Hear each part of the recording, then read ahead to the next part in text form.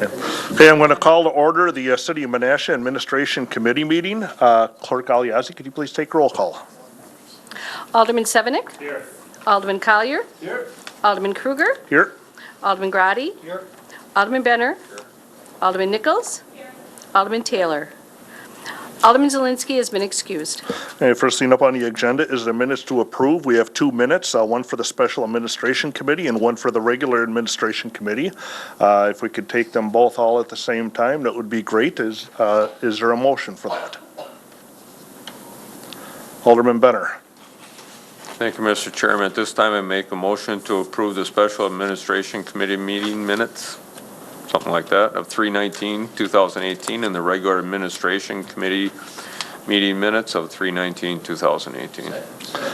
We have a motion and a second by Alderman Collier. Is there any discussion? Alderman Benner? Oh, I'm sorry. Okay. See no discussion. All in favor? Aye. Opposed? Okay, the minutes are approved. On over to action items.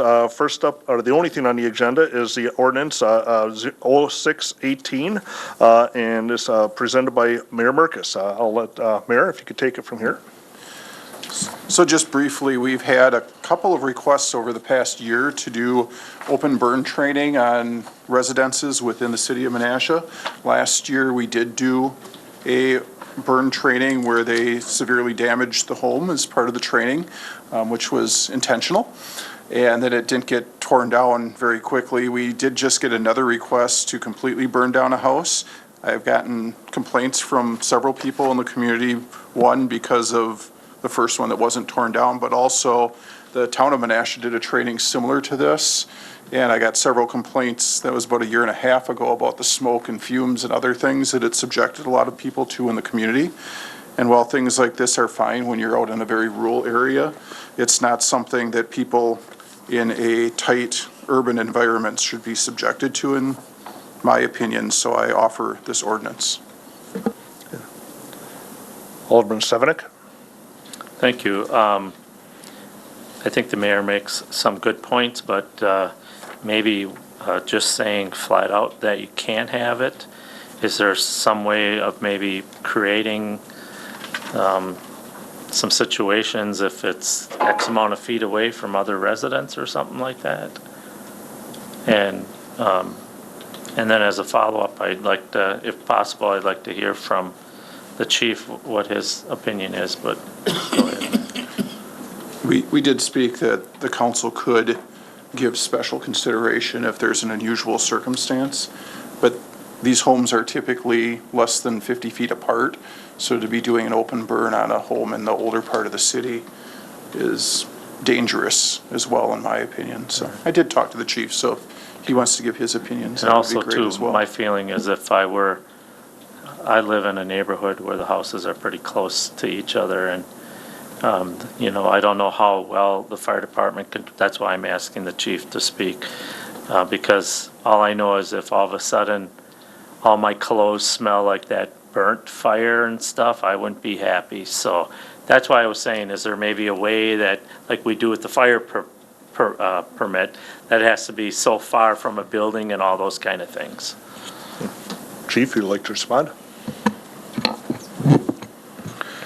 So NFPA 1403 is the guideline that we use for a residential or a structural burn. There's no guidelines as far as how many feet are required to have a distance between before we can do it or not do it. I've probably in my career burned, I don't know, 3 or 4 homes, and it all varied. So when they are that close, and even if they're a distance away, there's always not a guarantee. So I totally see where the mayor's coming from, agree with it. You would have to make sure we use foam on or some type of water curtain to prevent the heat or sparks or whatever from whatever the distance is to a nearby structure. So it is very difficult to get approval to do any type of open burning of a structure. Doesn't matter if it's in the city or the country, the DNR is involved. They have to go through asbestos abatement. There has to be proper documentation of disposal and removal of asbestos. So it's very difficult to get approval to begin with. And so if we're still able to do some type of small training burn inside, whether it's for fire investigations or just getting crews through it or new recruits, to have really good training doesn't require us to burn down the house. So we can certainly follow this guideline and still have our proper training without having any issues with it. Okay, thanks. Mr. Chairman, also one last question. Because it is a Menasha Neenah Fire Department, I like how you said that. do they have the same typical type of ordinance? Because I would think that it's probably something then that we should do. I mean, if we're one body, so I'll just leave it at that. You know? I don't know if it's similar. I'm sure I honestly don't know. I'd have to look and see what verbiage is in there to see what the comparisons would be. Okay. Attorney Captain, do you have an answer for that? I'm sorry. Here I'm so used Wrong to saying chairman. something here. I'm like, oh, I can't address that. They do have the same ordinance. I did check with Attorney Godleski in the city of Neenah, and I did provide him with a copy of our ordinance and indicated what the thought process was behind it. So they are aware of the fact that this is going through our common council. Alderman Nichols. Thank you. City Attorney Captain, could you clarify the language in this ordinance for me? When I read the memorandum, it says fire department training would not be permitted.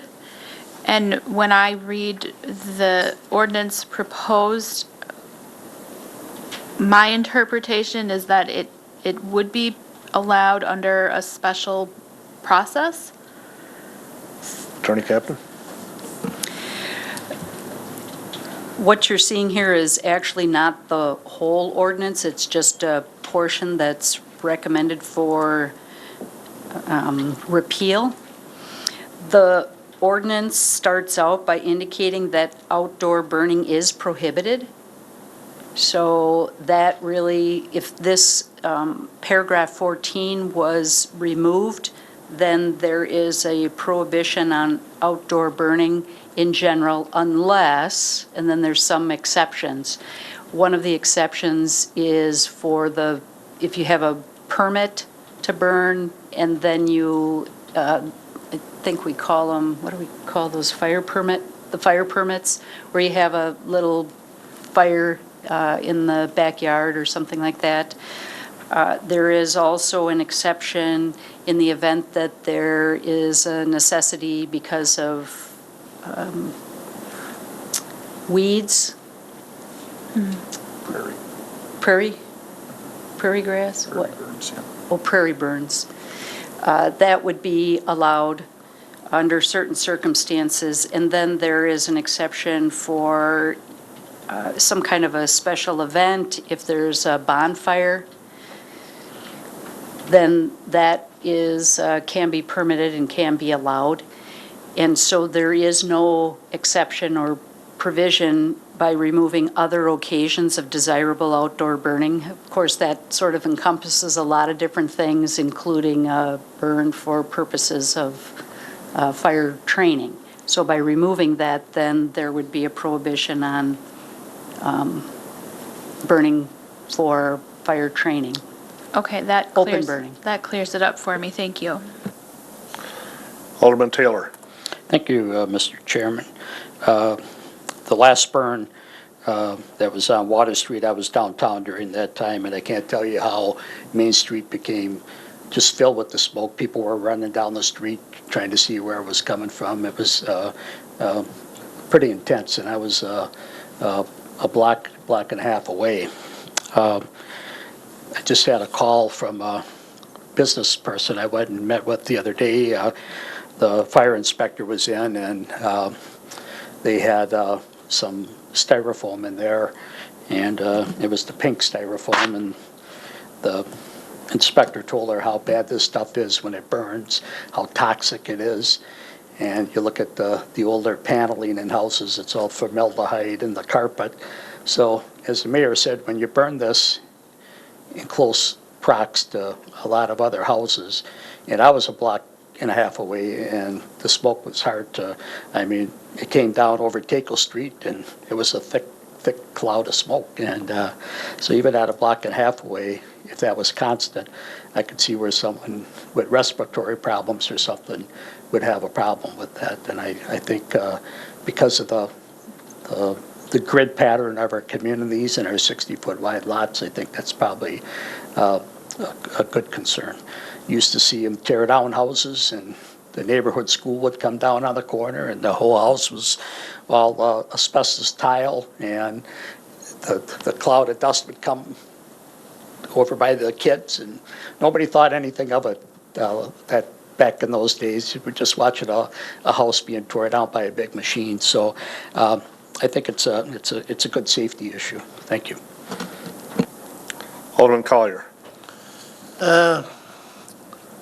I really don't think I'm in for burning anything in the city limits as far as houses, for two reasons. One, the safety issue, and I've been by fires out on Poigan Fire Department in the 70s, and there were practice fires, old farmhouses, and a couple got away, and it could get dangerous. But this last year, I had two houses condemned or tore down in my district, and there's probably a few other that are empty or in rough shape.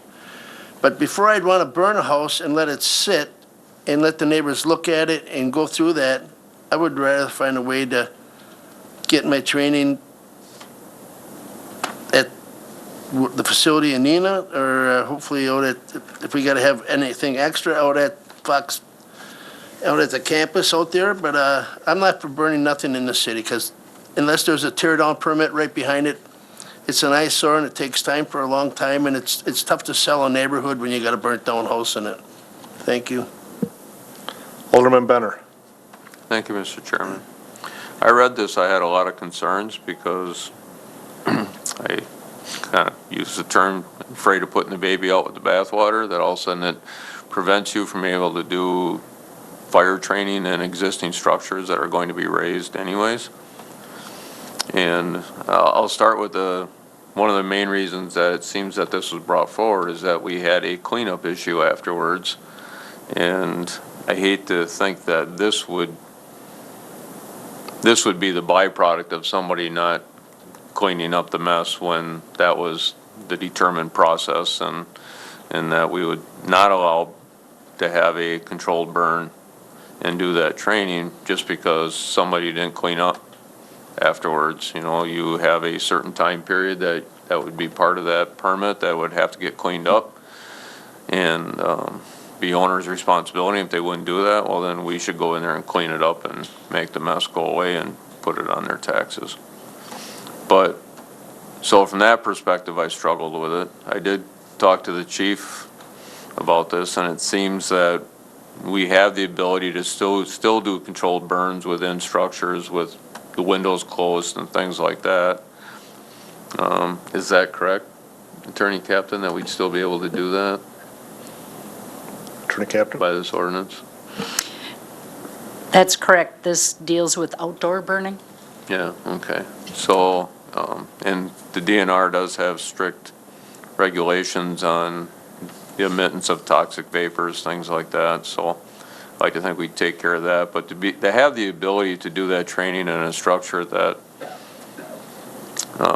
will fail during the course of a fire is training you're not going to get in their building in Neenah. You're not going to get in other permanent structures that are designed to have burns inside of them, to know that you could have a roof collapsing on you, a floor collapsing on you, things like that. You only get that in a real world experience, and those are pretty limited. So I did have concerns with it, but the fact that we do have a compromise with the fact we can still do a controlled burn inside under strict regulations, I think that's that's not the end of the world, that they still have the ability to do some of that. And Chief, do you know what the standard is for separation between buildings for doing this?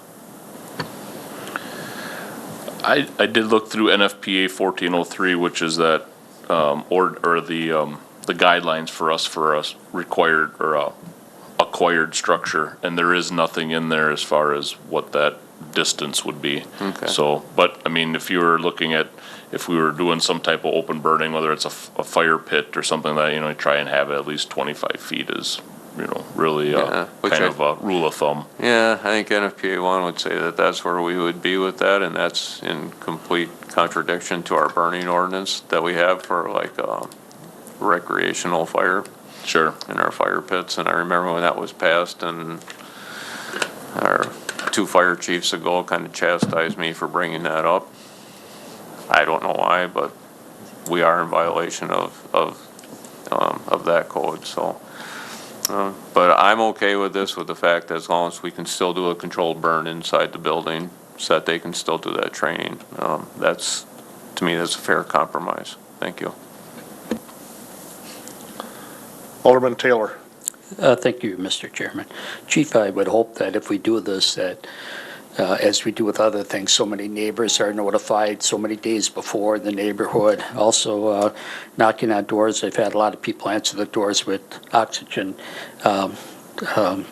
tanks in their house. And when you have respiratory problems like that, I know even with campfires at times, it permeates the house, and that smoke is real tough on people with that condition. So, and you got a great department, and I know that you guys will use your best judgment on this. Thank you. Okay, without any other discussion, is there a motion to forward this on to the Common Council?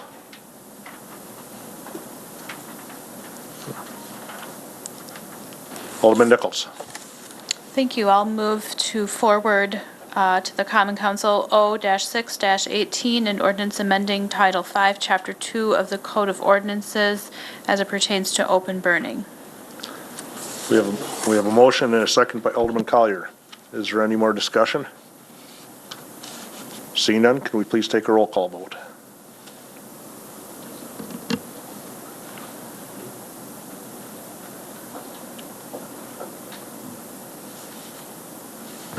Motion carried on roll call 7-0.